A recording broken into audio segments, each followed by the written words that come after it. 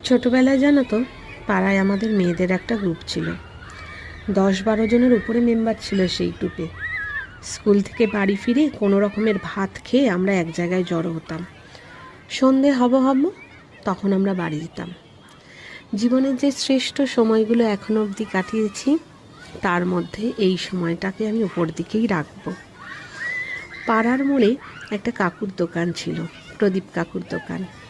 খেলার মাঝে 2 টাকা 1 টাকা 8 আনা জড়ো করে সবাই মিলে আমরা নানান মুখরোচক জিনিস খেতাম জানো।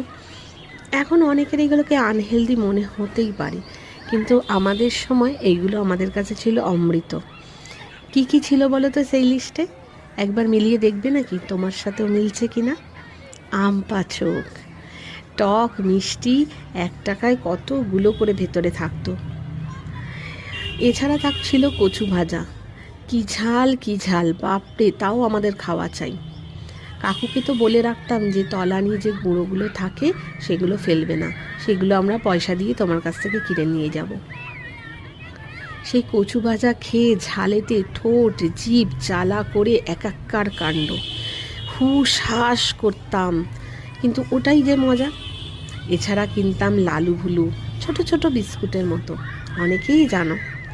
পপিন্স, পোলো বলে একটা লজেন্স পাওয়া যেত, পিপারমেন্ট দেওয়া, এখনও বোধহয় পাওয়া যায়।